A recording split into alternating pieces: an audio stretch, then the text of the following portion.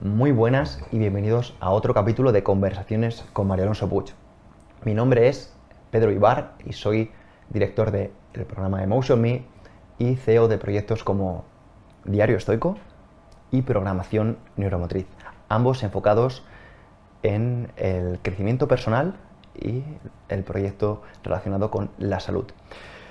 Es para mí todo un placer hacer esta presentación en la que tengo la oportunidad de una vez más estar con una de las personas que más admiro, una de las personas que más me ha ayudado en mi crecimiento personal, que no es otro que el doctor Mario Alonso Puig, eminente cirujano, eminente escritor, conferencista y una persona que si le das la oportunidad de dedicarle un tiempo, estoy seguro de que te va a sumar a unos niveles que muy pocas personas pueden haberlo conseguido. Muchas gracias, Pedro. Gracias por esa presentación tan bonita y tan cercana.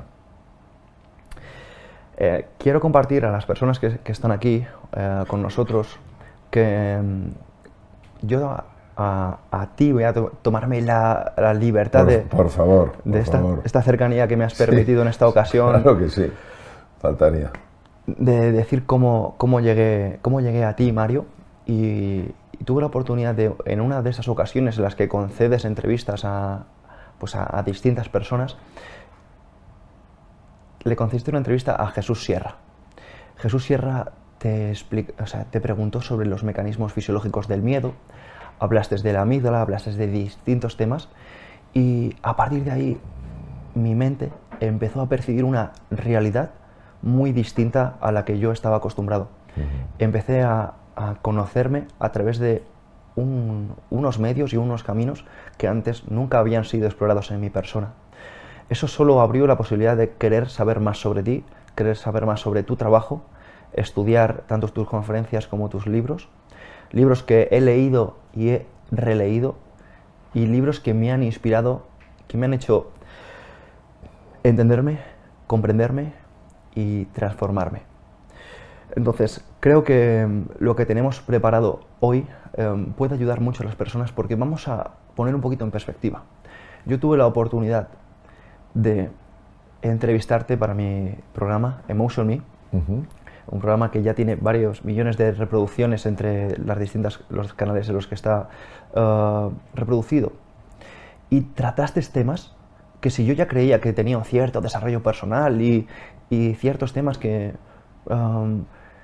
yo creía conocer, me di cuenta de lo realmente vacío que estaba mi vaso en comparación con todo el conocimiento que tú aportaste.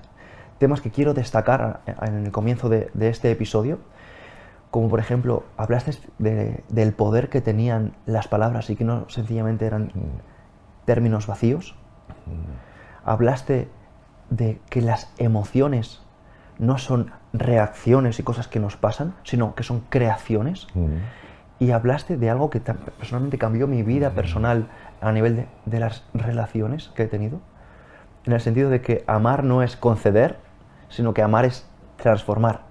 Es por eso por lo que estar aquí y los temas que tenemos para hoy, para esta audiencia que ha escogido este ratito de su tiempo para pasarlo con nosotros, va a ser, creo que, un antes y un después. Ojalá, ojalá.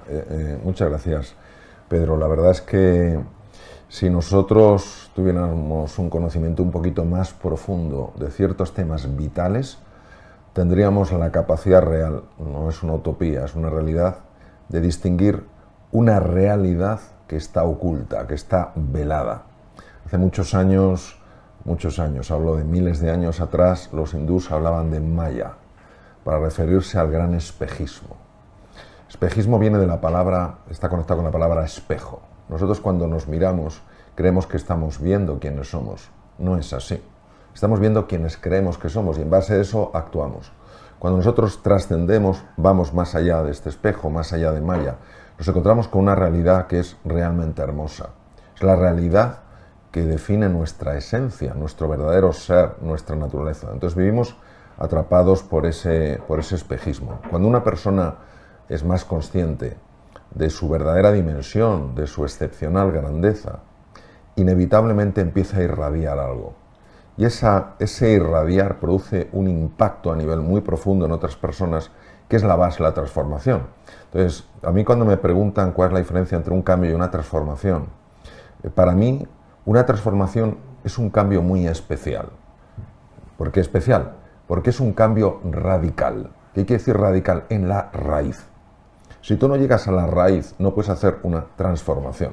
Entonces, todo lo que realmente en esta conversación puede ayudar a las personas que están, como muy bien dices tú, con nosotros explorando estos temas, todo lo que les pueda ayudar es que para nosotros es una maravilla, porque en el fondo todos somos peregrinos en este camino apasionante y a la vez lleno de dificultades, de obstáculos, desafíos que es la vida, ¿no? Y nos podemos ayudar mucho unos a otros. Bueno, sobre todo si tenemos la voluntad de querer hacerlo, como es un poco la característica de las personas que tienen la oportunidad de darse a sí mismos ese espacio de decir, venga, me voy a permitir, ¿no? Porque a veces creo que si no me falla un poquito los cálculos, las personas no tienen realmente dificultades en adquirir los conocimientos. Quiero decir, los conocimientos muchas veces están a golpe de clic. Sin embargo, lo que realmente dificulta a las personas es la voluntad de querer, el querer darse la oportunidad de cambiar. Hay un autor que se llama Derek Sivers que dice, si más información fuera la solución, todo el mundo sería millonario con abdominales de acero. Y es precisamente, ¿no?, esta voluntad, este cambio de paradigma de decir, venga, voy a querer. Sí, lo que pasa es, estoy muy de acuerdo con lo que dices, lo que pasa es que desde mi punto de vista hay algo antes que el querer, que es el creer que se puede. Si yo realmente, aunque sea a nivel inconsciente, si yo creo que no puedo, nunca podré querer con suficiente fuerza, con suficiente entusiasmo, con suficiente pasión. Entonces lo primero es creer que eso es posible, que es accesible para mí, aunque esté teniendo problemas de salud, problemas económicos, problemas de relaciones, problemas de autoestima, de autoconfianza, etc.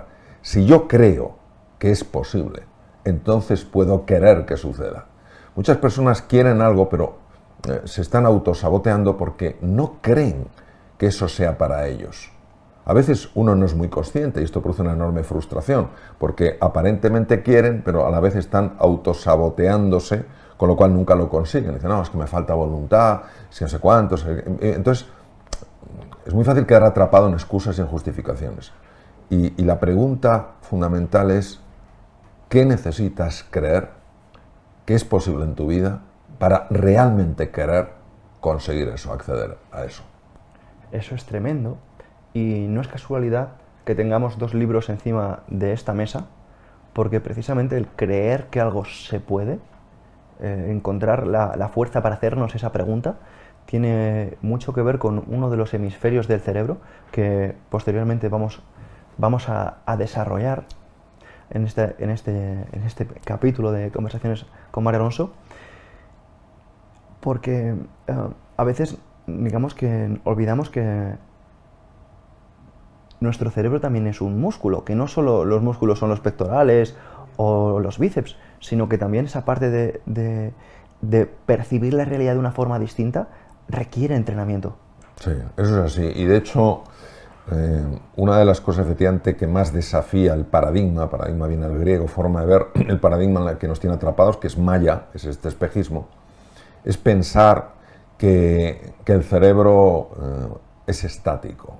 Y de hecho la ciencia médica durante tiempo sostuvo esto, que las neuronas solo morían, que por supuesto empezaban a multiplicarse durante la infancia, la niñez, incluso la adolescencia, etcétera, los circuitos, aparecían nuevas neuronas, etcétera, etcétera, pero que llegado a la época adulta, a la edad adulta, lo único que sucedía es que morían. Afortunadamente tenemos al científico más grande que en neurociencias el mundo ha conocido, que fue don Santiago Ramón y Cajal, nuestro premio Nobel en 1906, que ya en aquella época donde no había manera posible de demostrarlo, él tenía tal nivel de intuición. Yo recuerdo haber visto los dibujos originales de Cajal, donde ya marcaba con flechas indias, es decir, como que tienen plumitas al final, cuál era la dirección de la corriente eléctrica, pero si no se podía saber, ¿cómo él lo supo? Entonces, este hombre intuyó que la neuroplasticidad, es decir, la formación de nuevas neuronas, nuevas conexiones, era una posibilidad. Y de hecho dijo todo ser humano, dijo todo, no dijo unos pocos, no dijo los rubios, los morenos, los tal, los que tienen este cociente intelectual, los que tienen este... No, él dijo, todo ser humano, si se lo propone, si se lo propone, él hablaba del compromiso, de la perseverancia, si se lo propone, puede ser escultor de su propio cerebro. Cuando se descubrió por casualidad, fue en el Karolinska en Estocolmo, que realmente se forman nuevas neuronas, lo cual rompía el velo de malla, rompía el paradigma. ¿Cómo es posible? Esto fue un hallazgo casual, es un estudio muy interesante, pero se descubrió con timidina marcada que aparecían nuevas neuronas cuando esa timidina no podía estar en células que no fueran nuevas. Pues ¿cómo es posible si son neuronas? Entonces empezó a estudiarse allí en los Estados Unidos y se vio que efectivamente ante determinadas señales, ante determinadas llamadas, células madre que están en las cavidades del cerebro y que son pluripotenciales, emigran a ciertas estructuras, ya se han localizado dos, al principio se localizó solo una, a ciertas estructuras y empiezan a desarrollar prolongaciones, dendritas y un axón y se convierten en neuronas y prácticamente puede variar, pero alrededor de 3 semanas ya han formado nuevas conexiones. Entonces, claro, esto es de una importancia extrema, porque quiere decir que nunca se es demasiado mayor para aprender, que nunca se es demasiado mayor para cambiar, que el cerebro está preparado. Ahora, ¿cuál es el estímulo que nos lleva a formar nuevas neuronas? ¿Cuál es el estímulo que hace que se formen nuevas conexiones, que cambien los receptores en la membrana? Pues ya lo decía don Santiago de una forma encriptada, de una forma con un lenguaje a veces difícil de entender, ¿no? Todo ser humano sí se lo propone. Entonces, hoy sabemos que atreverte a salir de tu zona de confort, de tu mundo conocido y familiar, y entrar en la incertidumbre, ya implica una llamada a una reinvención del cerebro. Nosotros sabemos que la ilusión, el entusiasmo, la confianza, la paz interior favorece la conexión entre las neuronas. Es decir, nuestro cerebro está adaptado perfectamente a navegar en la incertidumbre, siempre que naveguemos en esa incertidumbre con la ilusión, con el entusiasmo y con la confianza de que vamos a encontrar una oportunidad. Si nosotros entramos en esa incertidumbre y para nosotros solo implica un peligro, lo veamos o no ahora, es impresionante. Empiezan a cambiar los neurotransmisores en el cerebro y aquello que favorecía que emigraran células madre de las cavidades cerebrales de los ventrículos, aquello que lo favorecía deja de favorecerlo. Es más, neuronas ya hechas empiezan a morir. Es decir, el miedo prolongado en el tiempo, la sensación de impotencia, la sensación de desesperanza, cuando uno se encuentra en un entorno nuevo familiar que no controla, está asociado a la muerte neuronal. ¿Por qué? Porque hay una liberación de cortisol, una liberación, un aumento en el nivel de glutamato, es un neurotransmisor cerebral, y la combinación activan un gen que es el gen de la apoptosis. La apoptosis es el suicidio celular. La neurona se suicida. Es impresionante. Es como si la neurona dijera, en un mundo así yo no quiero vivir. En un mundo así no quiero vivir. Y esto yo creo que es muy importante que lo planteemos, porque hay muchas personas hoy en día que ante la enorme complejidad que es real del entorno, tantas cosas que no van bien, las guerras, la hambruna, los problemas de energía, etc., todo esto, pueden llegar a pensar que no vale la pena vivir. Y no es cierto. Pero necesitas desarrollar un mindset, una mentalidad que te ayude a creer que en medio de todas esas cosas que no son bonitas, que no son atractivas, claro que hay oportunidades, claro que hay belleza, que hay muchas más cosas buenas que cosas malas, que hay muchas cosas que funcionan que las que no funcionan. Entonces, cuando tú empiezas a hacer ese cambio de interruptor, cuando tú realmente empiezas a abrirte a la posibilidad de que haya algo extraordinario que puede suceder, fíjate qué impresionante, la neurona ya no se suicida, no se activa el gen de la apoptosis, empiezan a liberarse hormonas como la dopamina, como las endorfinas, como la serotonina, como la oxitocina, etc.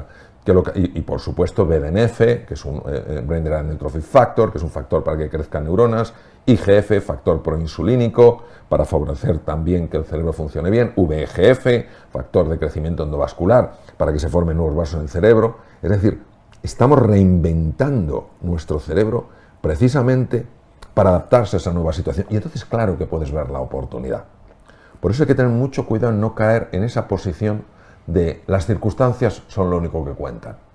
El gran filósofo español José Ortega y Gasset tiene frases para mí espectaculares.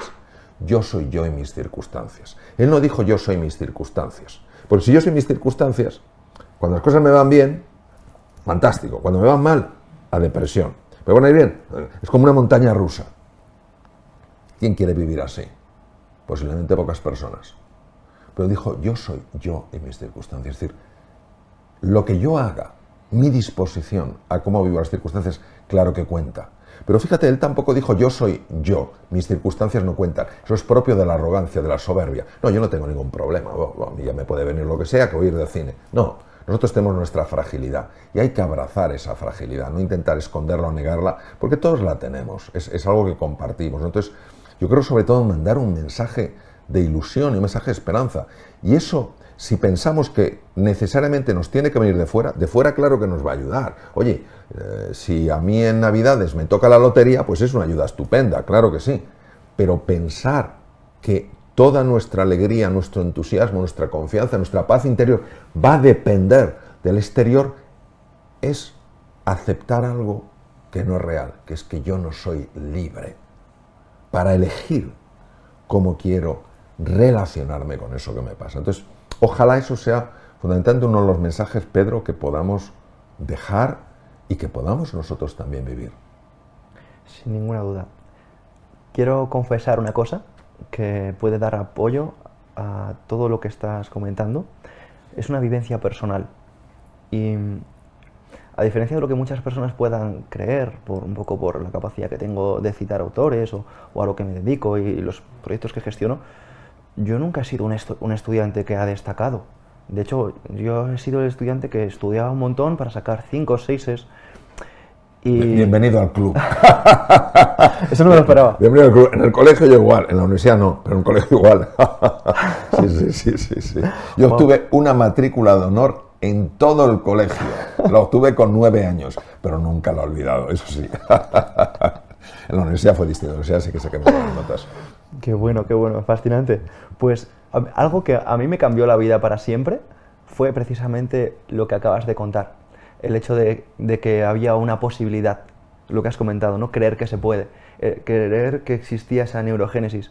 Porque yo también es cierto que yo venía de haber escuchado a un compañero suyo, que es Emilio Duro, que decía que todo el tiempo se están muriendo las neuronas, que cada día somos más tontos, bueno, entonces ese era el lenguaje con el que yo había crecido, con el que me habían educado.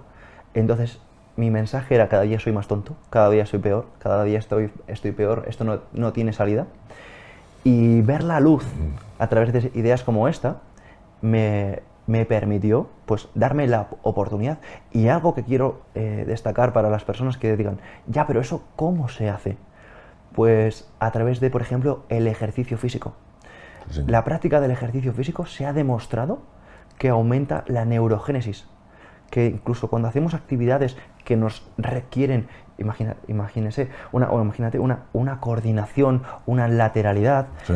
Manejar distintos instrumentos, incluso coordinarnos en una carrera, sí.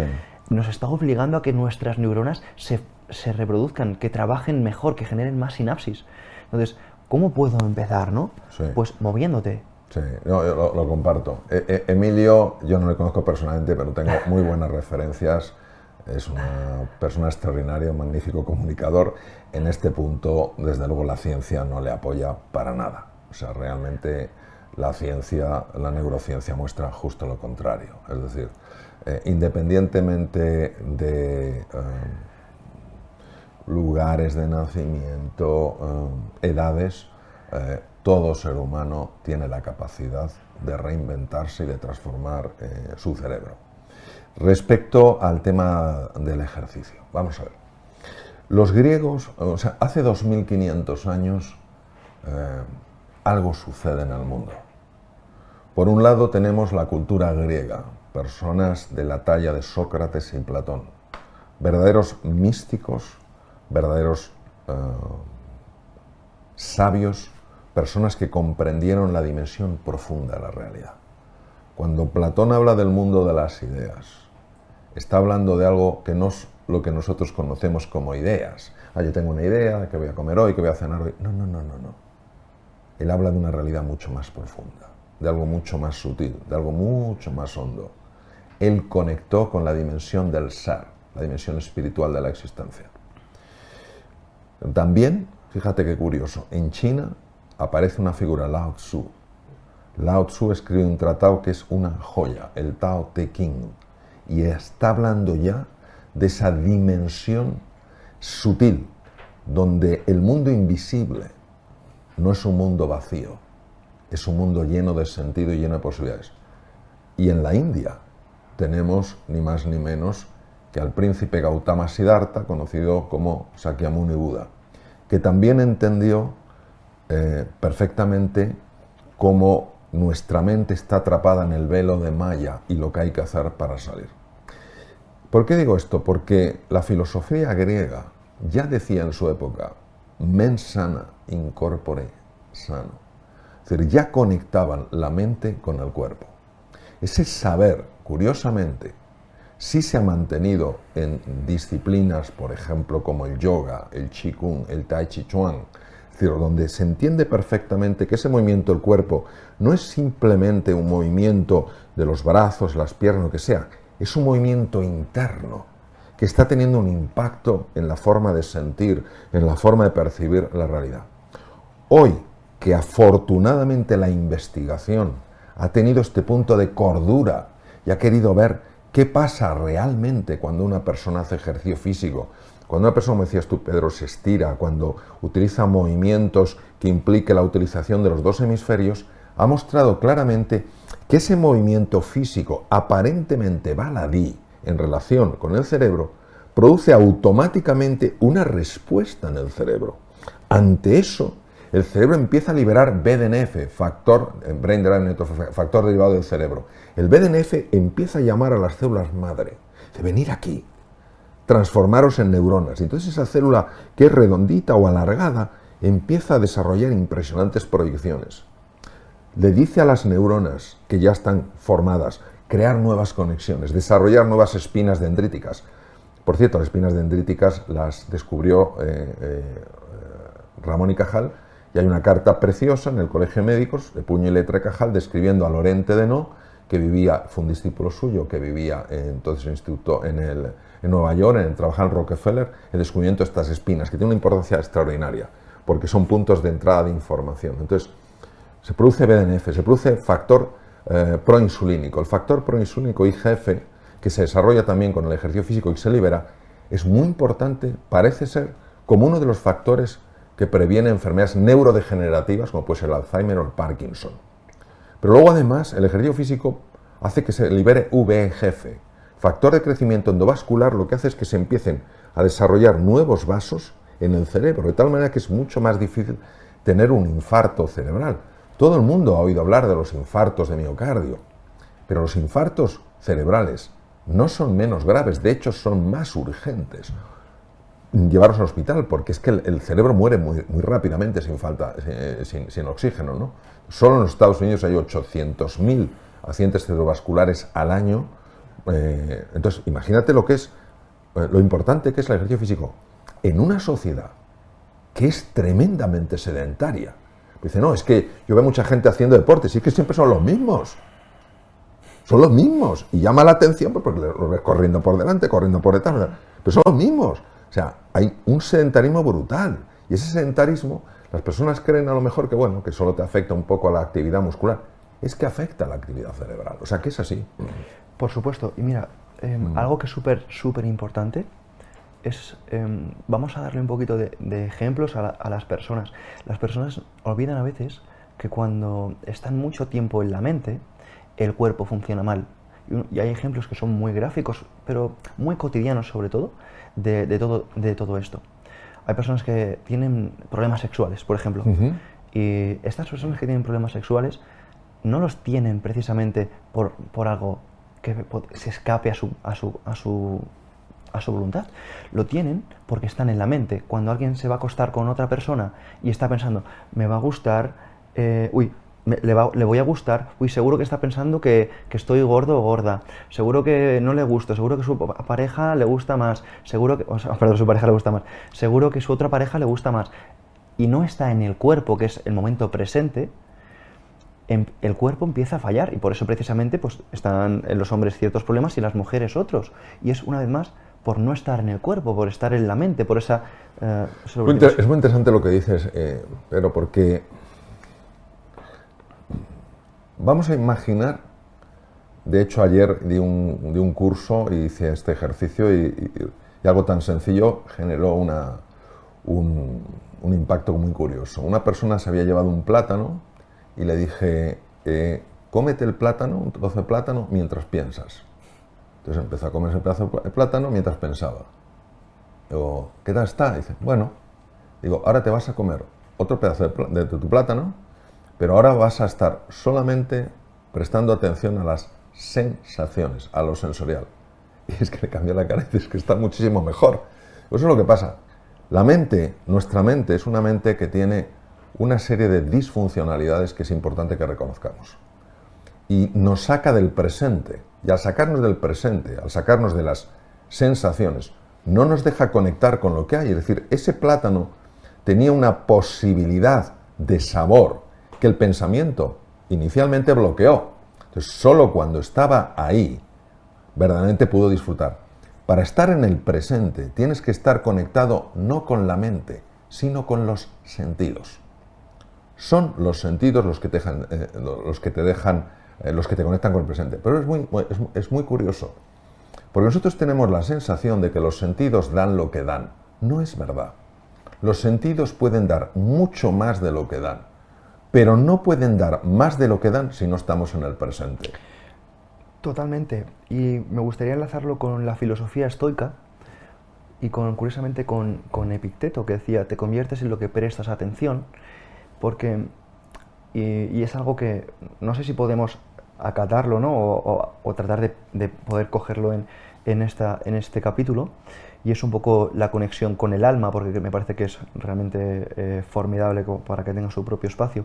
Pero a mí me gusta decir que tu atención es tu consciencia y tu consciencia es tu alma. No es lo mismo ver que observar, porque observar es prestar atención, o sea, poner el alma en la mirada. No es lo mismo oír que escuchar, porque escuchar es poner el alma con atención, o sea, con la persona que te está hablando, o escuchando el entorno. Y no es lo mismo tocar que sentir, porque lo que tú transmites, lo que tú percibes, va mucho más allá del sentido, que es la intención, que es el desde dónde. Pero a veces lo que sucede es que las personas en este mundo tan cotidiano, tan egoico, tan mental, están más en la mente que en el cuerpo, e incluso ideas que son, que yo creo que son muy bonitas, a veces se desechan porque no son científicas. Tú no puedes hablarle a alguien del alma sin que te diga, ya, pero ¿qué estudio hay del alma, ¿no? Vale. Vamos a ver. Vamos a tomar tres filósofos estoicos. Vamos a tomar Marco Aurelio, vamos a tomar Epicteto y vamos a tomar Séneca. ¿Qué nos dice Séneca? Por ejemplo, Séneca nos dice que no nos dan miedo las cosas porque sean difíciles. Son difíciles porque nos da miedo hacerlas. Entonces, es el primero que empieza a describir algo verdaderamente notable. Yo veo algo y es lo que me da miedo. No. Él está hablando de que no es una reacción, que es una creación. Entonces, es uno de los que empieza, lógicamente, a ver claramente y a transmitir en su lenguaje una realidad que hoy en día tiene un peso extraordinario. Marco Aurelio, ¿no? Aceptar aquello que no puede ser cambiado. Cambiar aquello que puede ser cambiado y conocer la diferencia. Ya nos está hablando de la importancia de la aceptación, de asumir realidades, aunque sean complejas, en lugar de enfrentarnos, resistirnos a la vida. Y Epicteto, para mí, que desde luego es el que a mí más me ha llegado al corazón, no vemos el mundo que es, vemos el mundo que somos. Entonces, no cabe duda que estos filósofos, claro, los antiguos filósofos romanos, estoicos romanos, no cabe duda que de alguna manera ya estaban intuyendo algunas de las cosas que estás comentando. Vamos a ver, yo para poder ver, primero tengo que mirar. Si no miro, no veo. Yo si no miro hacia atrás no veo lo que hay detrás. Yo para poder oír, primero tengo que escuchar. El problema que tenemos es que nosotros no miramos como creemos que miramos. Es decir, cuando yo miro algo, creo que estoy mirando ese algo. No, no. Estoy mirando a través de un filtro, que son mis creencias, que son mis supuestos, que son mis experiencias previas. Y eso limita y distorsiona la realidad que tengo delante. Entonces, lo primero que hay que hacer es descubrir cómo mirar de verdad. Hay 3 tipos de mirada, que es la mirada profunda, la que ve más allá de lo aparente, la mirada ancha, la que entiende el contexto, y la mirada con alcance, que es la que ve las consecuencias de algo. No sabemos mirar. No sabemos mirar. ¿Y por qué no sabemos mirar? ¿Porque no podemos mirar? No, porque se cuela un filtro del pasado. Y por eso hemos perdido la capacidad de sorprendernos, asombrarnos, llenarnos de júbilo ante lo que nos ofrece el mundo, ¿no? Por eso decían también algunos grandes filósofos, mirar una rosa como si fuera la primera vez. Yo ya sé lo que es una rosa, ya me pinché en el pasado, no sé qué tal, ya pongo el filtro, ¿no? Escuchar exactamente lo mismo. Nosotros estamos escuchando a través de un filtro, entonces es lógico que oigamos tampoco. En el fondo, vemos lo que queremos ver y oímos lo que queremos oír. ¿Por qué? Porque ya hemos decidido lo que hay que ver y hemos decidido lo que hay que oír. Oye, pero si eso no es lo que hay ahí, pero como forma parte de una estructura mental que nos tiene encerrados, el velo de Maya, un paradigma limitante, eso es lo que nos pasa. Entonces, ¿cuál es el entrenamiento? El entrenamiento es un entrenamiento en la mirada y es un entrenamiento en la escucha. Por ejemplo, respecto al cuerpo, que es una de tus pasiones y también la mía, ¿no? No solo como médico, sino como estudioso del funcionamiento del cuerpo. Yo puedo mirar el cuerpo y puedo ver en el cuerpo sencillamente unos miembros, los brazos, las piernas, unos órganos, el hígado, el páncreas, el bazo, el intestino delgado, el corazón, el cerebro. Yo puedo ver eso, pero puedo mirar con otro nivel de calado. ¿Y qué descubro? Descubro una microbiota en el tubo digestivo que está afectando a cómo yo me siento. Está afectando a cómo mi sistema inmune hace frente a las bacterias, virus y tumores. Miro el corazón y ¿qué veo? Veo un órgano que tiene un cerebro incorporado, el tercer cerebro con 40.000 neuronas, y está afectando al funcionamiento del cerebro, al funcionamiento de todos los órganos. Penetro y entro en la inteligencia somática y veo que los músculos, naturalmente que tienen memoria, y hay corazas neuromusculares donde están atrapadas emociones en el inconsciente que no quiero volver a recordar. Entonces veo otra dimensión. Pero primero he tenido que querer mirar de otra manera. Y nos da miedo mirar. ¿Por qué nos da miedo mirar? Porque no nos fiamos de lo que vamos a ver. Tenemos una concepción a veces tan pobre del ser humano. ¿Cuántas personas me han dicho, no, yo es que no quiero mirar dentro, porque no quiero ver todo lo malo que hay en mí? Oye, perdón. Si tú quieres ver tu luz, primero tendrás que atravesar tu cruz. A la luz se llega por la cruz. Primero vas a ver cosas que no te gustan. Pero qué buena noticia. Porque eso no es lo que eres. Eso es lo que te impide reconocer, que quiere decir volver a conocer lo que eres. Claro, la mirada es fundamental. Entonces creemos que nuestra mirada es inocente. No, nuestra mirada no es nada inocente. Entonces cuando tú empiezas a mirar y a escuchar de una forma distinta, el mundo que se revela es un mundo lleno de posibilidades. Y por eso, como decía mi queridísima amiga María de Villota, la vida es un regalo. Mira, esta mujer, un ejemplo como ser humano y como profesional, accedió a la Fórmula 1. Vamos a ver, la Fórmula 1 es de tal complejidad, poder llegar a ese nivel, es de tal complejidad. No cabe duda, tuvo un grandísimo referente que fue, y que es su padre, ¿no? Emilio de Villota. Pero esta mujer tuvo un traumatismo tremendo, perdió un ojo, no pudo seguir conduciendo coches de altísima competición. Y sin embargo era una mujer que irradiaba una alegría, irradiaba un entusiasmo. De hecho escribió ese libro hablando de que la vida es un regalo. ¿Por qué? Porque María, con un único ojo, era capaz de mirar mucho mejor que los que tenemos 2 ojos. Y entonces veía una realidad que le llenaba de entusiasmo. Y era una mujer llena de alegría, llena de entusiasmo. Entonces, ¿qué pasa? Que hay otra forma de mirar. Sin ninguna duda. Y esta posibilidad también la veía Marco Aurelio. Marco Aurelio empezaba cada mañana diciendo que se iba a encontrar con desagradecidos, con desgraciados, con insolentes, con maleducados, y decía, compréndelos porque están hechos de los mismos átomos que tú. Entonces, al final, a veces es precisamente esta posibilidad de comprender, de entender, de asumir que realmente ni somos mejores ni somos peores, que son nuestras creencias y nuestras acciones realmente lo que marca nuestro futuro, lo que nos permite ir en una dirección o ir en otra. Sí, sí. Vamos a ver. Lo que voy a comentar ahora no a todo el mundo le gusta, pero yo tengo que decir las cosas como las veo y sencillamente como propuestas. No soy quien ni para dar consejos ni para decirle a nadie lo que tiene que hacer con una propuesta. Si uno cree que hay gente buena y hay gente mala, es decir, este es bueno y este es malo, entonces no entiende la naturaleza de nuestro creador. Yo soy un enamorado de Van Gogh, por ejemplo. Soy enamorado en general de los impresionistas, Monet, Manet, Degas, pues impresionistas. Yo no puedo concebir que un Van Gogh dibujara, pintara un cuadro malo. Es que no lo puedo concebir. No lo puedo concebir. Queriendo, obviamente, pintar un cuadro. No voy a hacer a propósito algo malo. No puedo concebir.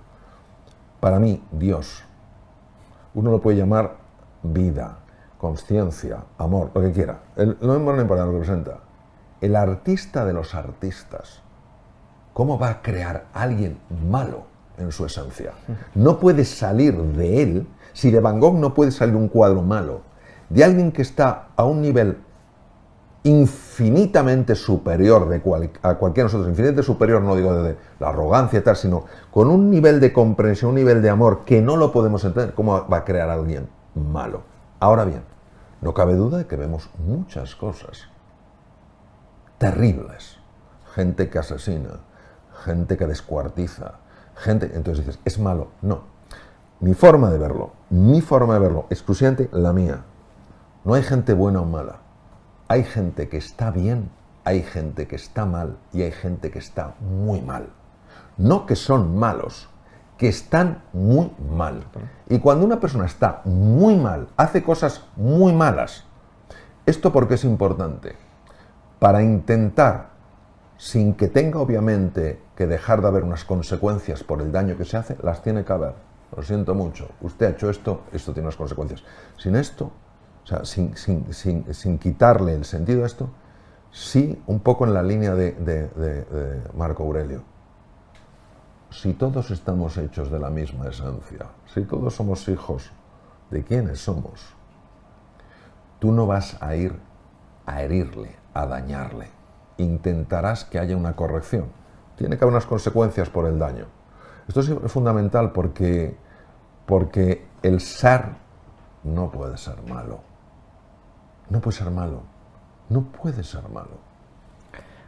Y justo para darle más peso, Epicteto decía, de la misma manera que no pones una diana para errar en el tiro, no existe en el universo la naturaleza del mal. Los estoicos hablaban de la disciplina del juicio y hablaban de, una vez más, diferenciar que nosotros no somos nuestros pensamientos. Ellos utilizaban un término llamado dianoia, haciendo alusión a diferenciarte de los pensamientos. Tú puedes tener, como dirían, ¿no?, un poco en la escuela cristiana, pensamientos impuros, pensamientos a lo mejor de querer hacer daño a alguien, o de envidia, o de celos, o de malestar. Sin embargo, debes reconocer que estos pensamientos no son tuyos, que permanecen, como algunos dirían, en el inconsciente colectivo, y que están ahí, pero debes sencillamente no actuar en esa dirección. Reconocerlos precisamente no como algo malo que hay dentro de ti, sino como algo que te da la oportunidad de elegir.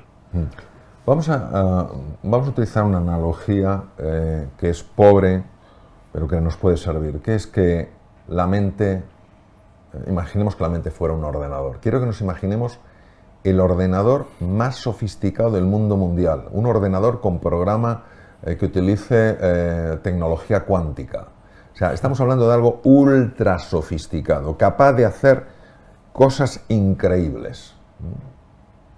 De hecho, la computación cuántica, uno de los grandísimos padres, por no decir el padre, es un español. Bien, entonces, Vamos a suponer eso. Si tú le metes un programa a ese ordenador, que sea un programa defectuoso, lo siento mucho. Ese ordenador potencialmente puede hacer cosas espectaculares, pero va a responder al programa. Y si lo que te da es muy pobre, no le eches la culpa al ordenador.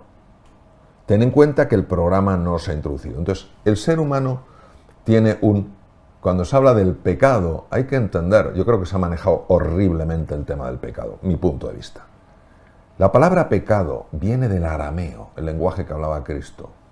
¿Y qué significa pecado? Lo conecto con lo que ha dicho la Diana. Significa errar. Viene del tiro con arco, tiraban con arco, y cuando alguien no daba la Diana decía, has errado, has pecado. No pasa nada, tú corriges. O sea, no tiene esa connotación tremendamente negativa. Entonces nosotros tenemos instalado, difícil de saber de dónde viene, tenemos instalado un programa de pensamiento profundamente disfuncional. Ese programa de pensamiento produce una serie de sentimientos y produce una serie de emociones en el cuerpo. Entonces, nosotros no somos lo que pensamos, pero sí somos responsables de lo que pensamos. Yo no soy lo que pienso. Mi esencia no se puede definir ni a lo que pienso, ni a lo que siento, ni a mi cuerpo.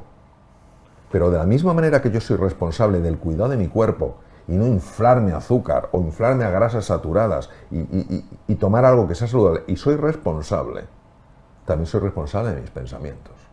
Porque los pensamientos crean forma en algún nivel. O sea, todo pensamiento es energía. Nuestra mente tiene como ese computador tiene una capacidad tremenda. Entonces, si el pensamiento que tengo es un pensamiento disfuncional, yo voy en mi conexión con el mundo real, no el mundo real, el mundo físico, el mundo que se mueve, las dimensiones tiempo y espacio, voy a tener un impacto completamente distinto a si yo gestiono mi pensamiento y digo, ¿por qué estoy juzgando a esta persona si ni siquiera la conozco? ¿Por qué la estoy rechazando si no sé sus heridas? ¿Por qué ya la estoy tratando como si fuera mala? ¿Por qué no exploro un poco? ¿Por qué no me intereso más? Entonces, en ese momento, ese pensamiento no solamente es que tiene un impacto en mi forma de sentir y de conectar con esa persona, es que tiene también un impacto en las circunstancias. Einstein, que lo vio muy bien. ¿Qué ha pasado? Ha habido científicos que esto lo han visto con una claridad.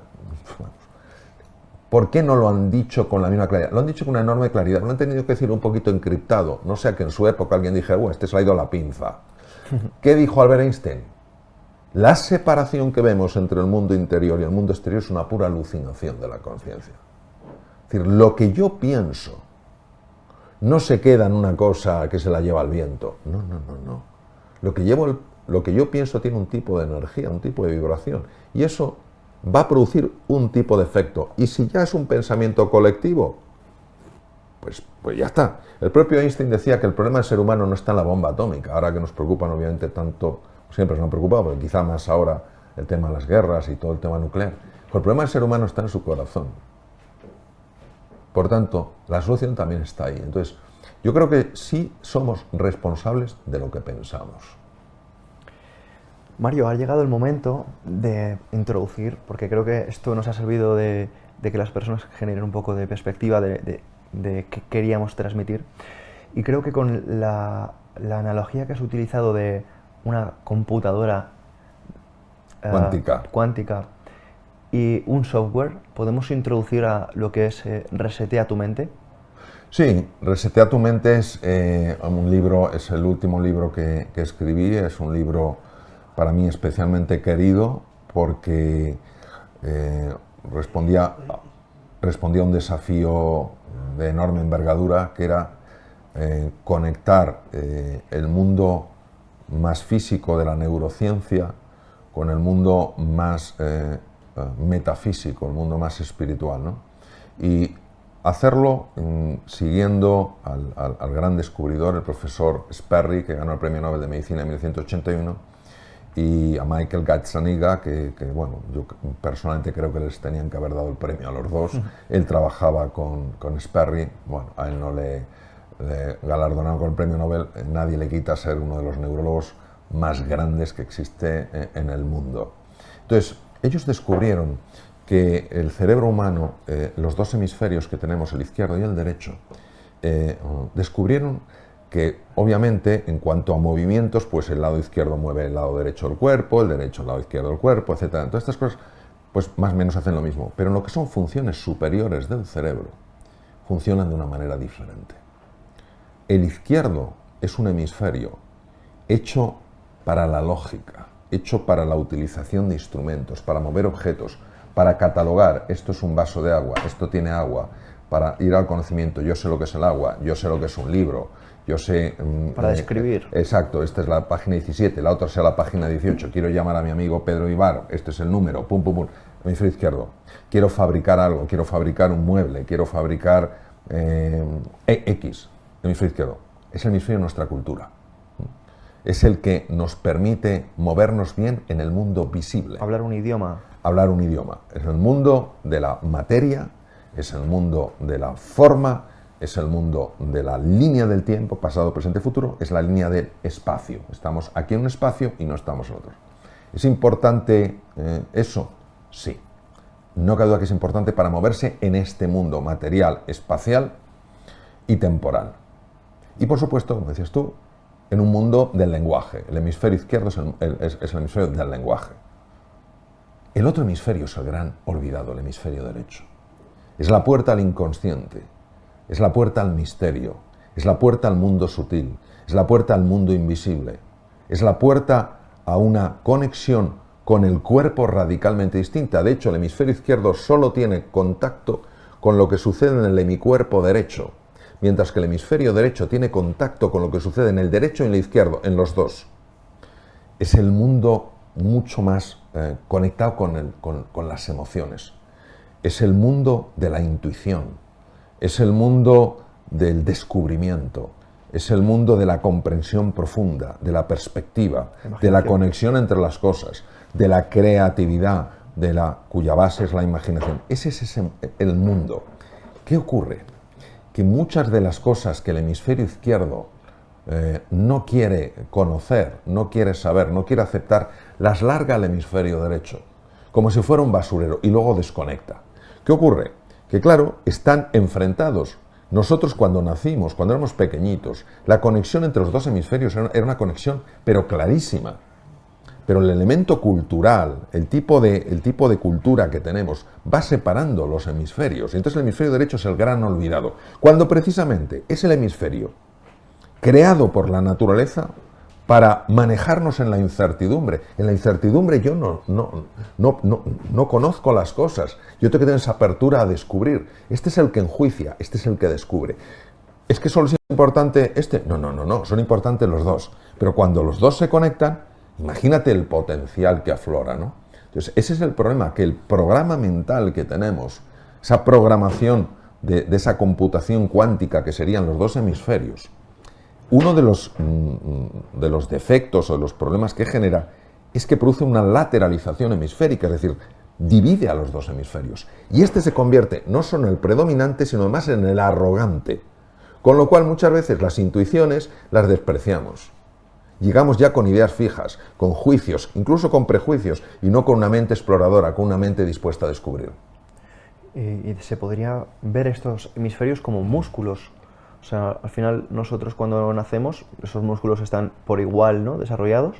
Sin embargo, cuando comenzamos a ir al colegio, en su mayoría empezamos a desarrollar uno de ellos, ¿no?, que nos enseñan a escribir. El izquierdo. A leer. Entonces empezamos a desarrollar el izquierdo y el derecho se queda como descompensado. Sí, totalmente. Vamos a suponer, un músculo hay que darle de comer. El músculo come glucosa, come cuerpos cetónicos, etc. Entonces vamos a suponer que esto efectivamente fuera un músculo hemisferio izquierdo y músculo hemisferio derecho. Entonces, inicialmente cuando somos pequeñitos se alimenta a los dos. A este se alimenta con lenguaje, con números, con letras, con lenguaje, etcétera, etcétera. Y al hemisferio derecho se le alimenta con música, con movimiento, con juego, con diversión, con encuentro, etcétera, etcétera. Y entonces llega un momento en el que, si nos damos cuenta, en el sistema educativo empieza solo a alimentarse el lado izquierdo. la lengua, las matemáticas, no sé qué, y al lado derecho se olvida y parece que no, la música, esto para el que le guste, no sé qué, pero bueno, esto es en tu tiempo libre, no sé qué, todo lo que es la poesía, todo esto parece que son pues tontunas. Pues no lo son, porque eso es alimento al hemisferio derecho. Eso es alimento al hemisferio derecho. El dibujo, la expresión de la creatividad, el juego. Yo he tenido la experiencia personal en programas que he tenido, por ejemplo, con ingenieros que están muy conectados con el hemisferio izquierdo, de que se abra el hemisferio derecho, y me ha llegado a decir un ingeniero, nunca había experimentado nada igual en mi vida. Porque cuando los dos hemisferios se conectan, se produce la unificación de la consciencia. Es decir, no solo es que ahora puedo moverme bien en el mundo temporal, material, etcétera, y ahora también en un mundo más sutil. No, es que aparece algo nuevo. Cuando el oxígeno y el hidrógeno se unen, no aparece las cualidades del oxígeno y el hidrógeno, no aparece algo nuevo. Bueno, aparece el agua, que es la molécula de la vida. Entonces, ¿qué quiero decir?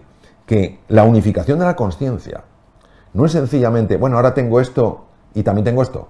Es que ahora sale algo diferente. Recuerdo esa persona que bueno, el grado de emoción que describía era espectacular, ¿no?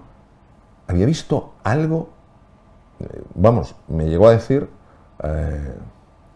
se lo he contado a mi mujer porque nunca había vivido nada igual. Entonces, esto es lo que nos estamos perdiendo, Pedro. Y podemos ver lo que nos estamos perdiendo, pero vamos a observar qué estamos teniendo, porque no nos estamos dando cuenta, y por eso quiero traer un ejemplo muy cotidiano de lo que sí que estamos teniendo no desarrollando el hemisferio derecho.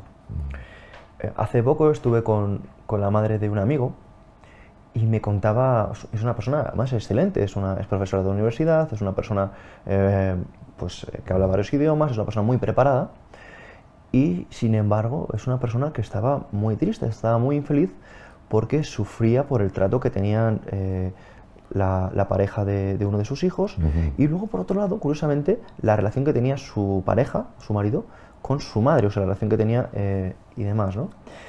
Y era una persona que estaba yo analizándola después de haber leído y releído su libro Resetea tu mente, y la estaba observando como una persona muy metida en el hemisferio izquierdo. Una persona que sí era muy buena a nivel descriptivo, analítico, digamos en todo lo que es literal, y evidentemente la consecuencia de ello es que vivía muy en el juicio. Es que esto está bien, es que esto está mal, esta persona no debería ser. Sí, debería, sí. Es así, el hemisferio izquierdo es el hemisferio dominante en nuestra sociedad, en la sociedad occidental, es el hemisferio fundamentalmente del ego humano, es el hemisferio del juicio, es el hemisferio del prejuicio, y aporta cosas muy válidas y nadie lo quita, pero al no tener el input del hemisferio derecho, pierde la capacidad de explorar, pierde la capacidad de preguntar con verdadero interés y curiosidad, pierde la capacidad de escuchar. Entonces, ¿qué pasa? Que no puede entender los contextos. O sea, el hemisferio derecho es el que entiende los contextos. O sea, ¿por qué hay esa relación tan difícil entre su marido y la madre de ella? ¿Por qué hay esa relación? Entonces, entras en juicio. Esto no debería ser así. Desde los deberías y los tendrías es que no resuelves nada, porque entra la culpa, y la culpa no resuelve nada. Solo la comprensión profunda permite ver la raíz de la situación. Eso no puedes llevarlo a cabo si no tienes un hemisferio derecho que esté funcionando de una forma adecuada. Así es, y precisamente, una vez más, creo que también nos ayuda mucho la conexión con el cuerpo. Sí, claro. Porque el cuerpo nos permite creer que somos capaces de lo que antes no éramos. Hay personas que realmente, esto me pasa a mí en mi profesión, no se atreven porque dicen, buah, esto no es para mí, es que esto es muy difícil, es que yo nunca voy a estar en forma, es que mi genética es determinada. Sí, sí. Y claro, eso también es hemisferio izquierdo. Sí. El hemisferio derecho es el hemisferio del cuerpo, porque el cuerpo es el inconsciente, como lo describió perfectamente la doctora Candice Pert. Para mí el hemisferio derecho y el cuerpo forman una gran unidad. Por eso el hemisferio derecho, por supuesto que se potencia con los movimientos corporales. Entonces el hemisferio derecho tiene tal conexión con el cuerpo que al final forman una unidad funcional. Por eso el hemisferio derecho tiene que conocer lo que pasa en los dos lados del cuerpo. No es que al hemisferio izquierdo le traiga sin cuidado, pero eso recibe información de un lado. Qué curioso que el derecho reciba de los dos lados y el izquierdo solo de uno, ¿no? Como si el derecho estuviera mucho más, no como si, es que está mucho más conectado con el cuerpo.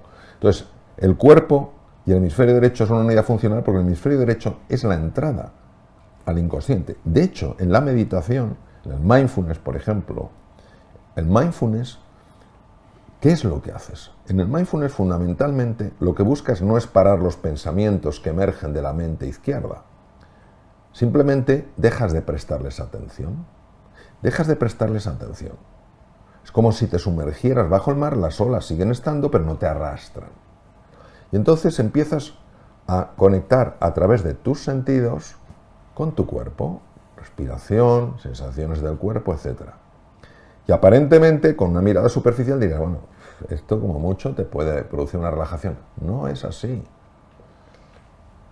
A medida que tu cuerpo va deshaciéndose de las corazas neuromusculares y se va relajando, tú vas entrando en otra dimensión. Y de repente, y lo digo por experiencia, de repente empiezas a ver cosas que no conocías de ti mismo. Empiezan a aflorar recursos que no sabías que tenías. Dices, pero ¿cómo es posible? Si yo no estaba pensando. ¿Quién ha dicho que solo se conoce a través del pensamiento?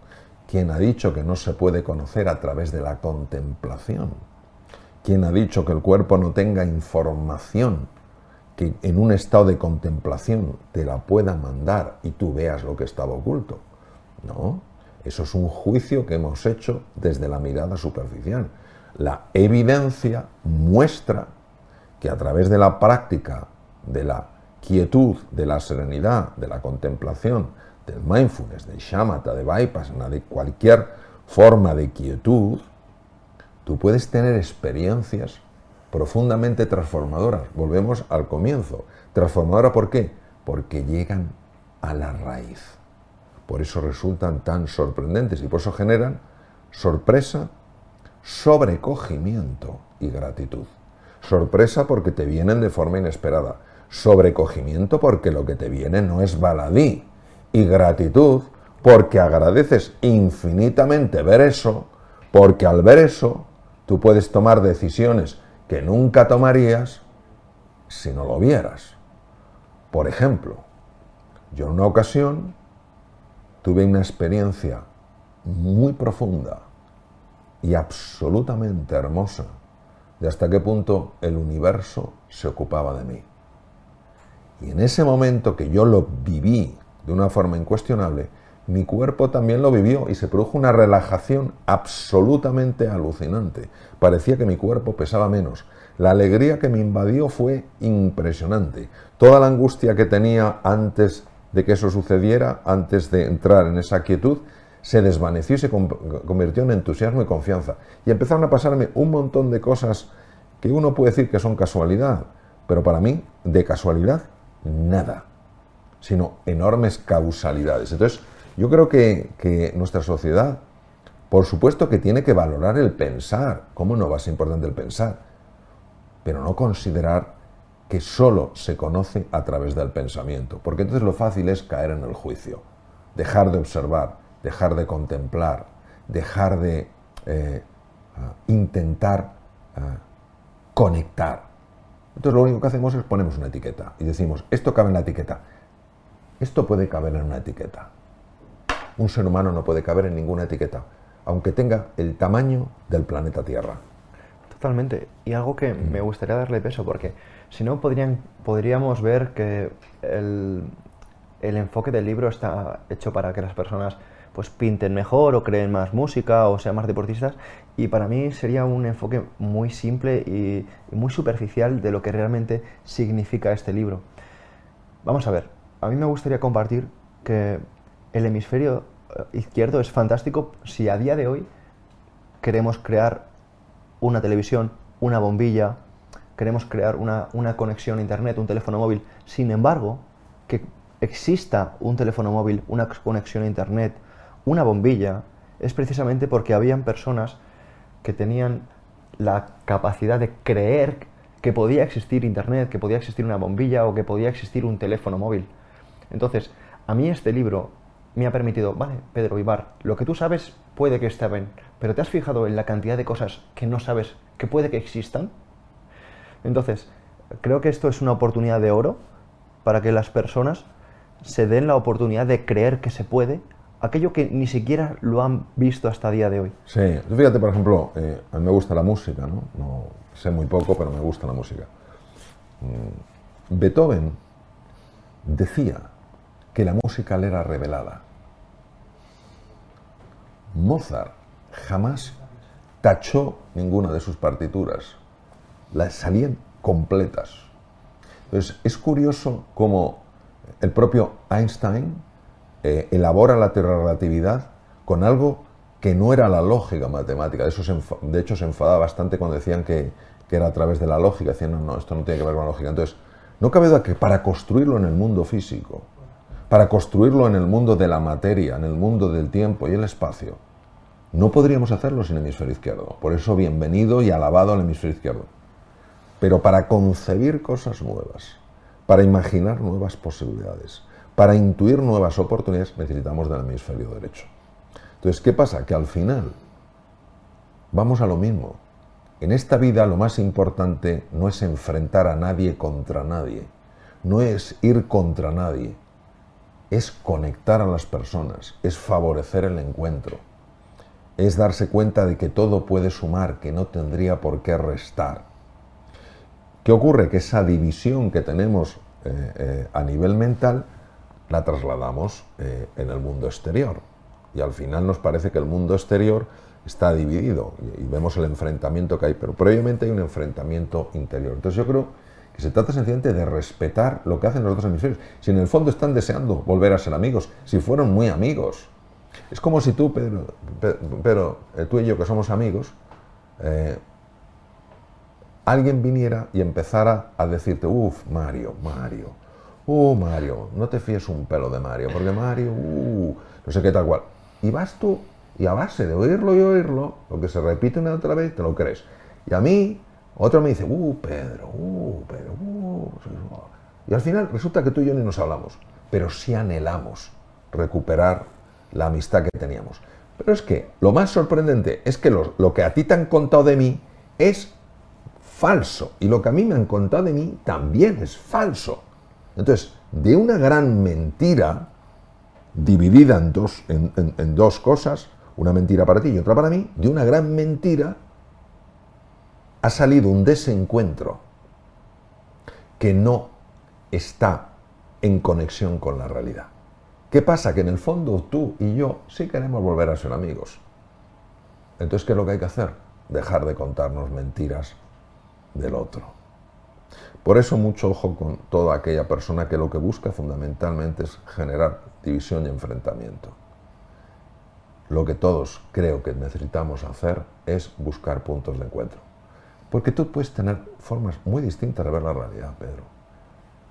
Eres mucho más joven que yo, tienes habilidades que yo no tengo, yo tengo otros conocimientos que a lo mejor tú no los tienes, tú tienes los conocimientos que yo no tengo. Pero tú eres una persona también que quiere ser feliz igual que yo, que quiere sufrir menos, que te importan tus seres queridos, que quieres hacer las cosas bien. Si te salen mal porque te salen mal, no porque quieres hacerlas mal. ¿Cómo es posible que nos separe algo que tiene mucho menos peso que lo que nos tendría que unir? ¿Qué nos separan? Nuestros juicios.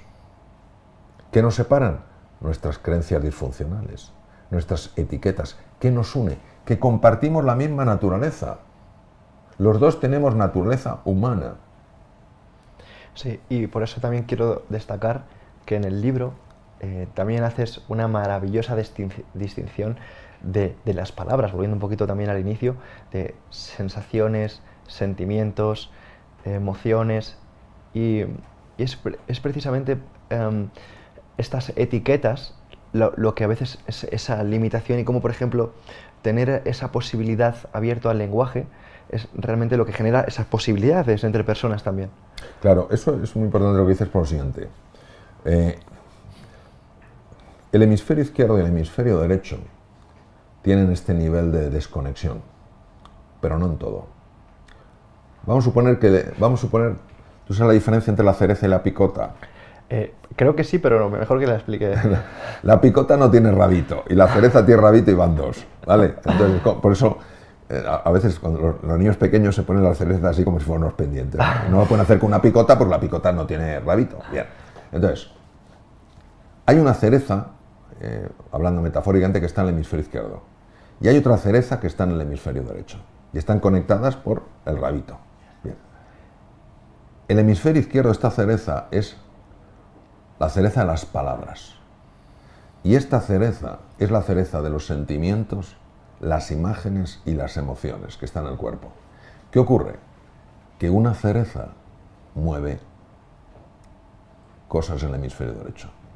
Claro, si yo pienso algo, pero no se traduce en un sentir o en una reacción corporal, que es una emoción, en el fondo eso no tiene fuerza. Pero es que las palabras tienen fuerza porque están moviendo cosas aquí. Entonces, cuando tú le dices a una persona, es que eres tonta, la palabra eres tonta, si está conectada con sentimientos y emociones, hará que esa persona se sienta tonta y se sienta humillada y se vea tonta. Por eso tenemos que ser tan cuidadosos con el lenguaje, tan cuidadosos con el lenguaje. Por eso es distinto decir a una persona, tienes el cuarto desordenado, a eres un desordenado. Es muy distinto decir a una persona, has cometido un error, a eres un fracasado. Son palabras, sí, pero mueven cosas. Entonces hay que tener mucho ojo con esto. Empezando con el autodiálogo. Bueno, claro, el autodiálogo es el mismo, es decir, el autodiálogo es lo que tú te dices, te mueve cosas en ti. Si yo cada vez que cometo un error me digo, Mario, eres un fracasado, yo cada vez estoy potenciando más sensaciones, imágenes y experiencias corporales de que soy un fracasado, entonces viviré con un fracasado. ¿Pero por qué? ¿Por qué vivo con un fracasado si no soy un fracasado? Ni nadie es un fracasado en la vida. Porque no he parado de llamarme fracasado. Por eso sí soy responsable de lo que pienso. Sí soy responsable de lo que pienso. Ahora, pues para tratar de llevar un poco, porque me pasaría desarrollando este libro días, me gustaría conectarlo, porque me vino a la mente, Mario, que tú también eres un ser humano, porque al final... Claro, por supuesto. Puede parecer que ese comentario es un poco absurdo, sin embargo... No, absurdo no, es sorprendente. Sin embargo, a veces solemos con nuestro hemisferio... Es que este libro también me abrió esa posibilidad, ¿no? Porque normalmente etiquetamos a las personas como es mi profesor de matemáticas y ya está, es tu profesor de matemáticas. No es un ser humano, o ese policía sí, por supuesto. Es un capullo, pero no es un ser humano. No es un ser humano, efectivamente. Y así con el médico, y así con tu madre o con tu pareja. Sí.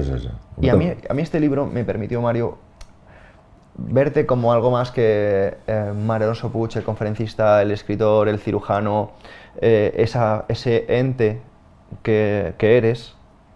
Y también me permitió, con ese hemisferio derecho, ver la posibilidad también de que eres un ser humano y, evidentemente... No, entiendo lo que dices, sí. Ya te sigo el razonamiento. Y entenderte, ¿no? Y ver que, por ejemplo, con El Guardián de la Verdad, que es un libro maravilloso, que de verdad me obsequiaste y para mí es un libro súper especial. Y cuando lo leí dije, esto no tiene nada que ver con los libros de Mario. Y vi que es un libro que estaba enfocado en la creatividad, en la imaginación, en todos estos rincones que se crearon en mi cabeza, encima tratando la antigua Grecia y los soldados y los espartanos y las batallas y el bien y el mal. Dije, wow, esto también es Mario, no me lo puedo creer, ¿no? Y realmente fue muy bonito y me ayudó también a entenderte un poco más como persona y creo que lo que tú querías hacer con este libro, bueno, mejor que tú no lo va a explicar nadie, así que te lo quiero preguntar. ¿Qué querías tú conseguir con El Guardián de la Verdad? Vamos a ver, El Guardián de la Verdad y La Tercera Puerta del Tiempo es mi libro más querido. ¿Por qué es mi libro más querido cuando no es mi libro más exitoso? Por una sencilla razón, porque me hizo vivir una experiencia tan absolutamente extraordinaria que jamás podré olvidarlo.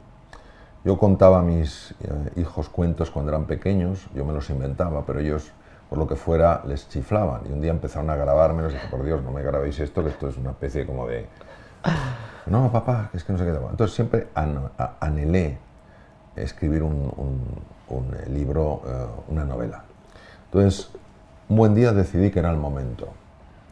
Y llamé a la editorial, a Espasa, que gente excepcional, y les dije, veréis, a ver cómo se toman, que mi próximo libro no va a ser un ensayo, sino que va a ser una fábula. y lo recibieron con una ilusión, con un cariño espectacular. Pero ¿qué pasó?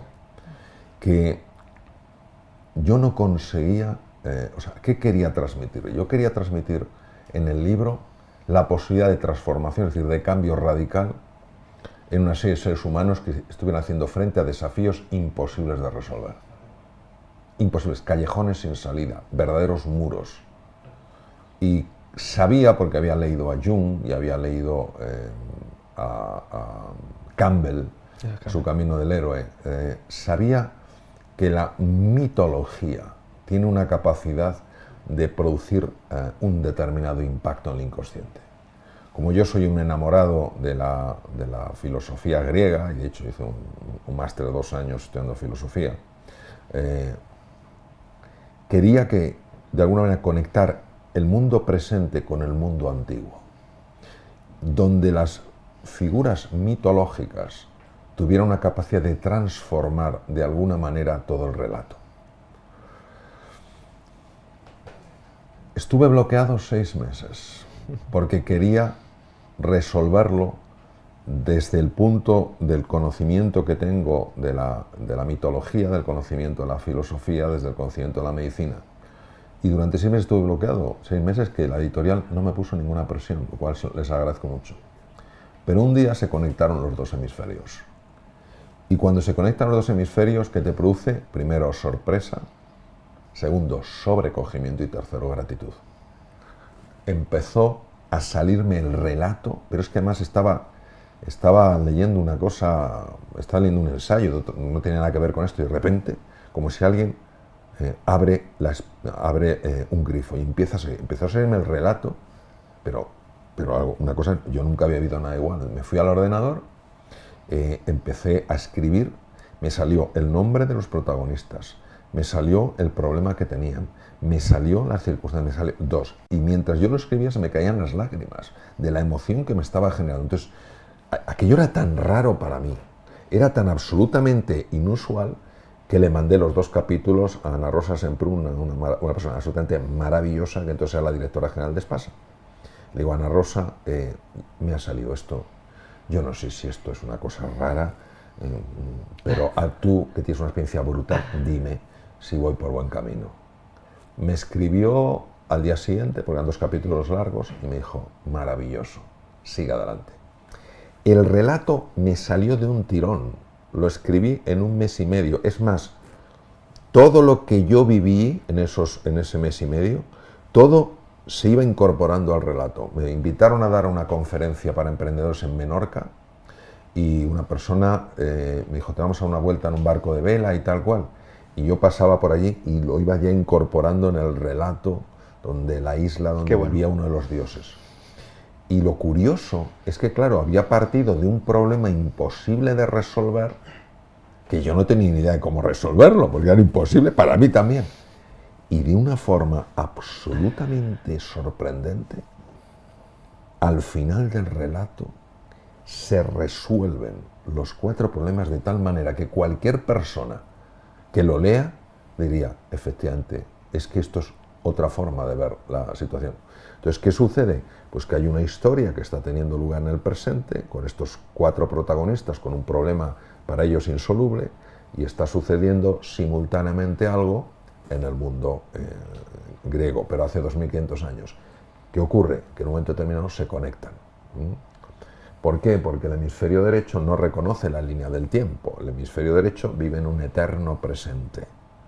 Entonces, vamos avanzando del hemisferio izquierdo, pero yo también en el relato. O sea, por eso me impactó tanto. Yo fui avanzando en el hemisferio izquierdo y pasé luego con la rueda cuando se conectaron los 2. Pues igual, aquí empiezan en su situación súper complicada, en sus quehaceres diarios, y empieza a pasar algo y todo se conecta de una manera que produce sorpresa, sobrecogimiento y gratitud. Entonces, en ese sentido, es curioso. De hecho, fíjate, este libro se puso en las librerías, en la sección de novelas. Y claro, mucha gente se quedaba desconcertada al verme escribir una novela, porque todo el mundo está acostumbrado a ver ensayos. Pero fue encontrando sus canales. Y empezaron a escribir muchas personas diciendo, hasta qué punto la lectura de este libro les había transformado la vida, ¿no? Pues es un libro que tal vez por la forma tan sorprendente en la que emergió, ¿sí?, y que me hizo vivir cosas tan absolutamente alucinantes que en mi propia casa, o sea, yo me levantaba por las mañanas diciendo, a ver lo que pasa. Pero bueno, si lo estaba escribiendo yo. Pero digo, a ver lo que pasa, porque la sensación que tenía es que me era dictado, ¿sabes? Y cuando me acostaba por la noche durante ese mes y medio, dije, a ver lo que sucede mañana. Entonces, una vez, obviamente salvando las distancias, Alejandro Dumas le abrió la puerta a un amigo y el amigo vio que Alejandro Dumas estaba llorando. Dice, ¿qué ha pasado? Dice que la condesa tal ha muerto. Un personaje de su obra. Un personaje de su obra. Ha muerto. O sea, voy a hacer que muera. No. Hasta él mismo le sobrecogió que moría. Entonces, por eso te quiero decir que estas cosas, cuando tú las vives, es que te producen un cambio en la raíz, una transformación, porque te das cuenta del potencial dormido que tenemos todos, porque esto no es Mario, esto es Pedro, Isabel, Elena, Joaquín, Mario, todos tenemos esto, pero está tapado. Es formidable y desde aquí quiero que las personas que todavía no lo hayan leído le den una oportunidad. Da igual la edad que tengas, de hecho, si eres más jovencito te va a sorprender de lo fácil que se lee, y de hecho creo que es el más fácil de leer que tienes, y eso que tus libros, he de decir que para los temas en los que tratas son realmente asequibles, o sea, quiero decir que no utilizas un lenguaje, más allá de que sí que utilizas términos técnicos o hablas de temas técnicos, o sea, algo que como escritor también te quiero felicitar, dar la enhorabuena, consigues aterrizar temas que son muy complejos al lenguaje que lo pueda entender, por decirlo de una manera, mi madre, que no tiene nada que ver con el ámbito científico o médico. Bueno, ten en cuenta que aunque este libro me salió el libro entero durante un mes y medio, o sea, me salió en un mes y medio, yo estuve haciendo retoques para irlo durante muchos meses para quitarle alguna arista, ¿no? Y luego pusieron en la editorial otras cosas que les tengo que agradecer a una doctora en historia antigua, por el tema de la mitología, para asegurarse que era correcto. Me hace mucha ilusión, tal vez es un gesto de arrogancia, que se me perdone, que solo me corrigió una cosa de uno de los dioses, porque había dos versiones, ella me puso las dos. Respecto, por ejemplo, a Resetea tu mente. Resetea tu mente, como yo sabía que era un libro de especial complejidad y me llevó mucho tiempo escribirlo, pedí a la editorial que hablaran con un artista para que hiciera dibujos que lo explicaran. Y yo le mandé los bocetos de los dibujos, ella los fue creando, y yo a algunos les decía, este está bien, o este hay que corregirlo, etcétera, para hacerlo mucho más llevadero. Es decir, la preparación de un libro, o sea, a mí no me sale como a Beethoven o como a Mozart las cosas de un tirón. O sea, sí me salió de un tirón la historia. Este libro requirió muchos meses para irlo afinando, para irlo haciendo cada vez más amable en su lectura. Lo mismo, este libro es diferente porque tiene mucho más componente científico, aunque aquí hay un componente científico de la medicina griega antigua, y sobre todo unos protagonistas, el gran médico Hipócrates, el padre de la medicina griega, pero te pide mucha reflexión y sobre todo pulirlo mucho para que no tenga aristas. Yo quiero que esto lo entienda un niño de 7 años, porque los niños de 7 años son muy inteligentes, y los de 6, los de 5, todo el mundo es muy inteligente. Tienes que explicarle las cosas que, aunque sean profundas, no sean oscuras, que sean sencillas, no son simples. Ninguno de estos libros es simple, es sencillo. Pero para que tenga profundidad, para que cale, para que llegue, para que se integre, para que se pueda absorber, tienes que hacer ese trabajo de preparación. Esto es como cuando das una clase, dices, una clase es 1 hora de clase, o 2 horas, las que sean, pero las horas que le tienes que dedicar a prepararla, dice, pero si el tema ya lo conoces. Sí, pero es que comunicar no es hablar, comunicar es llegar. Y tú tienes que conseguir que esto lo entienda todo el mundo, y lo tienes que pulir hasta que te digan, ¡pum! Por eso, antes de que se publique el libro, yo me aseguro de que una serie de personas que me van a decir la verdad, me digan, oye, Mario, se entiende perfectamente, me ha encantado. Entonces lo lanzo. Si me dicen, es que este capítulo no hay quien lo entienda. Para mí puede ser clarísimo, pero es que me dedico a eso, no tiene mérito. Entonces lo que tengo que hacer es, pum, hasta que me diga, así, ahora se entiende muy bien, pum. Precisamente justo que quiero ir terminando este conversaciones con Mario con algo que es muy importante, porque has hablado de la preparación y has hablado de que ahora puede parecer muy fácil, ¿no? ¿No? Como que de repente todo llega y llega a tu mente, Ya, todo en tu ya. cabeza. Y creo que nada más lejos, y algo que yo he observado eh, de tu persona es lo bien cuidado que estás. O sea, eres una persona con muy buena presencia física, eres una persona con buen porte, eres una persona trabajada, se ve que eres una persona que te cuidas, Mario. Y evidentemente creo que no se puede hacer que la mente funcione genial si no hacemos que el resto de cosas funcionen bien. Si yo no estoy comiendo bien, si yo no estoy teniendo un diálogo conmigo mismo, si no estoy en un entorno que favorece, ¿no? Si estuviéramos en un bar lleno de servilletas por el suelo sucias y música fea, ¿no? Y todo eso, pues sería más complicado que este tipo de libros salieran a la luz, ¿no? Sí, eh, es verdad que procuro cuidarme, lógicamente tengo la posibilidad de cuidarme mucho más de lo que me cuido, aún así procuro cuidarme, es decir, dormir el número de horas, que es correcto, que es entre 7 y 8, a pesar de que viajo mucho, dar mis pequeñas cabezaditas para recuperarme, considero sumamente importante el ejercicio físico, el cuidado de la nutrición, lo cual no quiere decir que siempre haga lo que tengo que hacer. Muy importante estar rodeado de personas cariñosas, de personas que sabes que te quieren. Muy importante expresar el cariño a los demás. Muy importante encontrar un propósito en tu vida, ¿no? Encontrar un para qué. Muy importante tener un sentido de gratitud. Ayer estaba dando un curso, como te comentaba, y les decía a los participantes, que eran gente extraordinaria, les decía, ¿os habéis dado cuenta de los ricos que somos? Yo no vendería mis piernas por ninguna cantidad de dinero. Y por supuesto, ni a mis hijos, ni a mi pareja, ni a mis amigos por ninguna cantidad de dinero. Sí somos muy ricos, pero no lo sabemos apreciar, lo damos por hecho, lo damos por hecho. Entonces, tener ese sentido de gratitud, luego buscar el contacto con la naturaleza para mí es muy importante en cuanto tengo una ocasión, a veces con los viajes no me es tan fácil, pero un bosque, un parque, estar cerca de la orilla de un mar, lo que sea, ¿no? Otro tema para mí muy importante es la oración, muy importante. La oración como petición de ayuda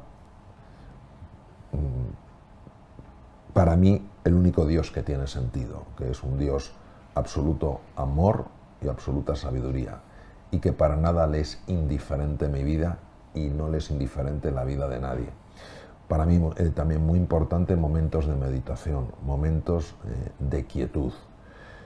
Tremendamente importante buscar con mayor o menor éxito ser una persona cordial.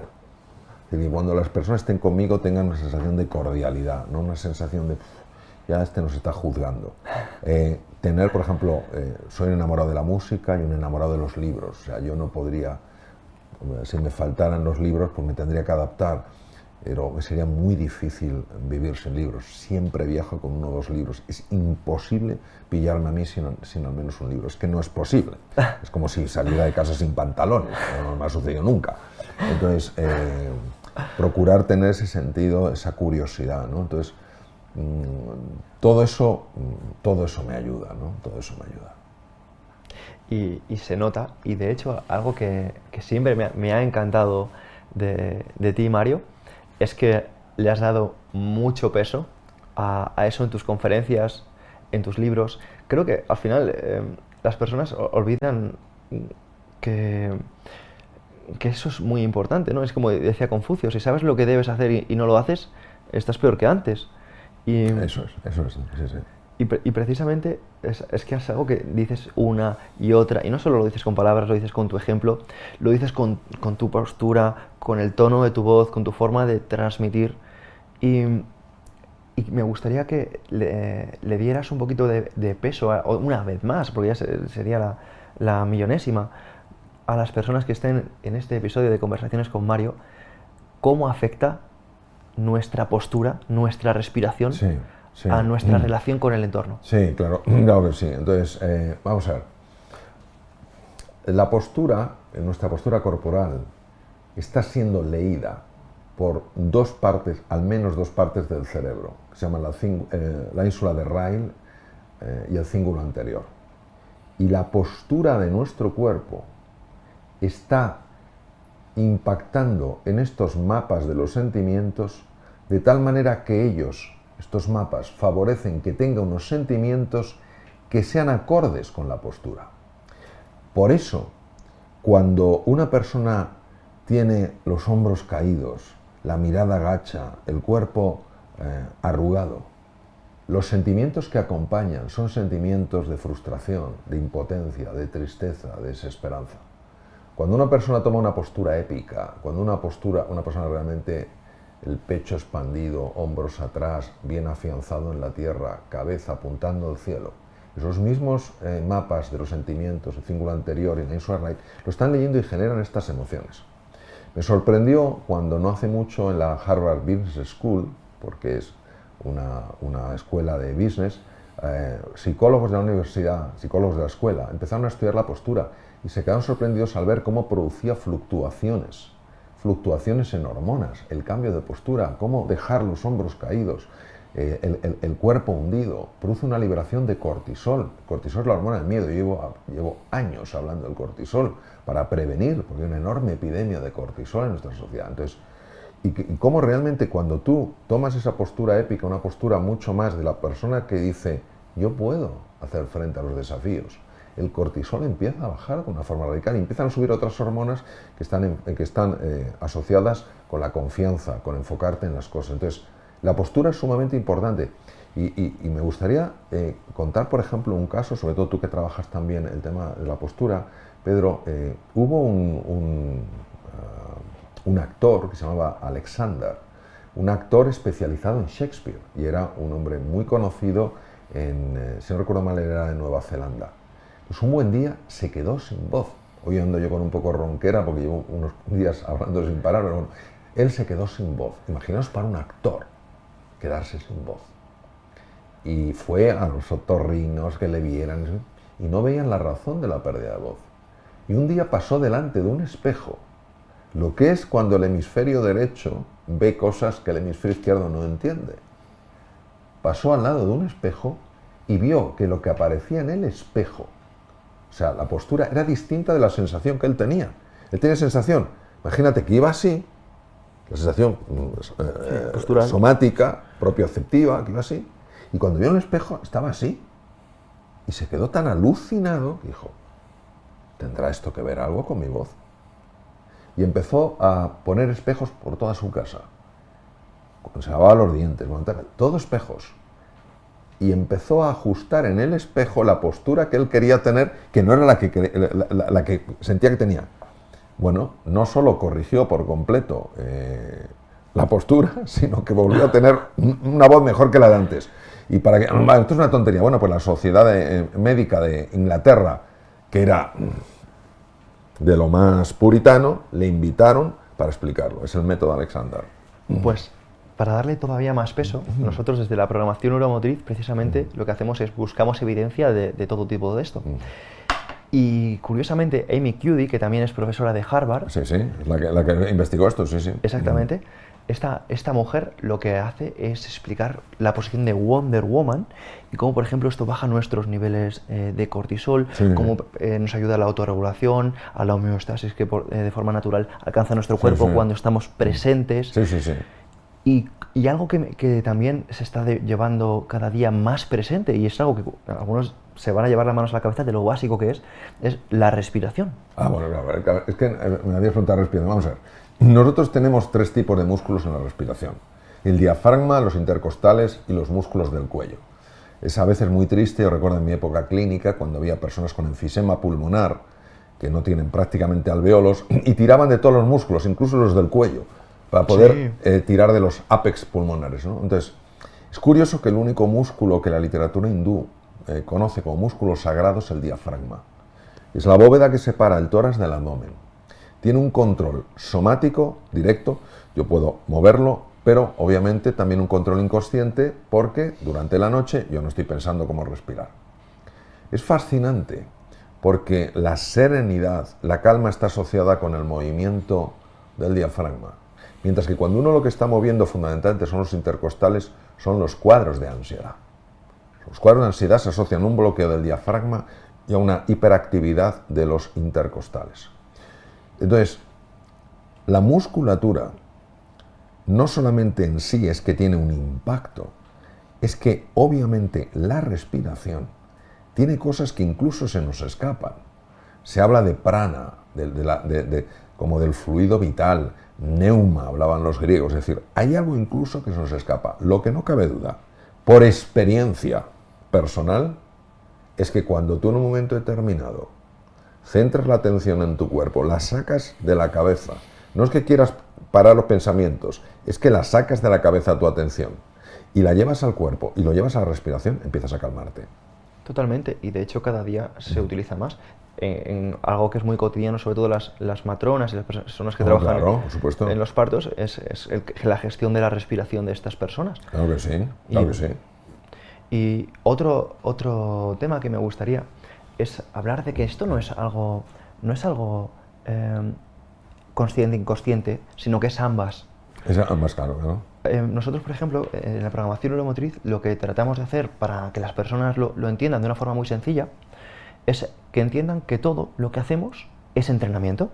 Claro. Entonces, no es el hecho de voy al gimnasio y mi cuerpo se está poniendo fuerte.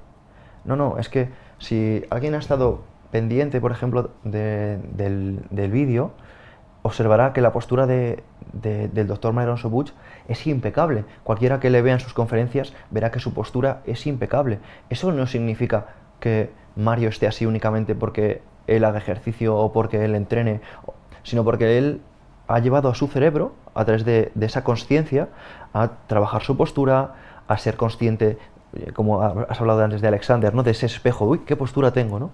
Y evidentemente tiene un componente genético, porque hay una escuela que es la escuela GDS, que viene de Gobdelit Denis Striff, que es una escuela francesa que proviene de la medicina china, que estudiándole pues diría que usted es una cadena PA-PM, que significa que es de posterior anterior, que se desarrolla desde la elongación axial, no desde aquí, sino desde la base del cráneo, elongando el cuerpo. También vemos cómo no solo se queda desde la base del cráneo, sino también la tiene desde su sacro. Usted tiene esa posición que evidentemente está generando una respuesta distinta al entorno que si no estuviéramos en esta posición y nos dejáramos vencer de una forma pasiva de la gravedad.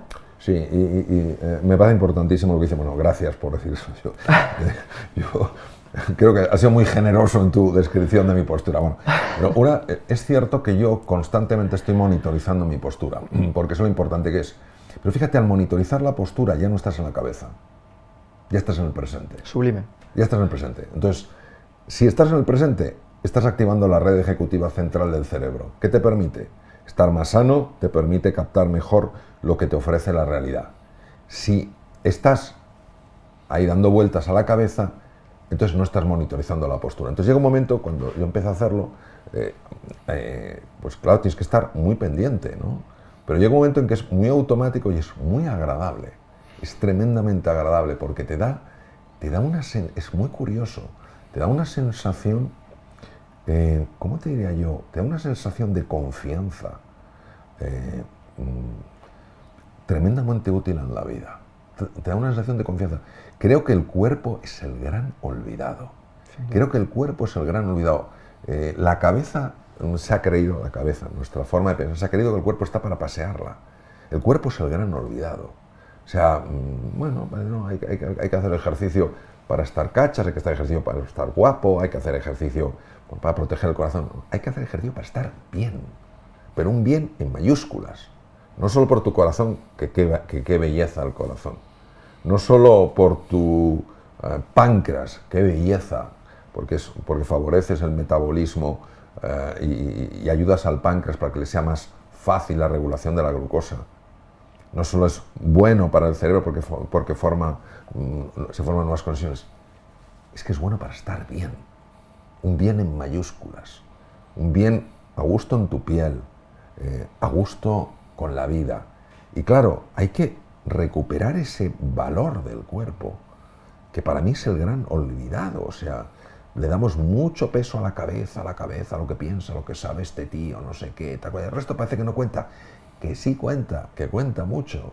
Entonces, bueno, me parece que en la medida de nuestras posibilidades poner en valor lo que es valioso, creo que merece la pena. Sin ninguna duda. Y Mario, de verdad que decir que el cuerpo es ese gran olvidado, expresarlo como lo has expresado, me parece la mejor forma de terminar esta conversación con Mario, que yo sinceramente lo hago por usted, porque usted, o sea, yo le tendría aquí todo el día haciéndole preguntas y hablando de distintos temas. Los dos tenemos que viajar, hoy. Así que de verdad, muchísimas gracias por este ratito, por este espacio. Ha sido un auténtico placer este ratito. Igualmente, Pedro. Y enhorabuena por tu trabajo, por tus libros, por todo. Para mí también ha sido una delicia. Gracias de corazón. Cuídate mucho. Nos vemos.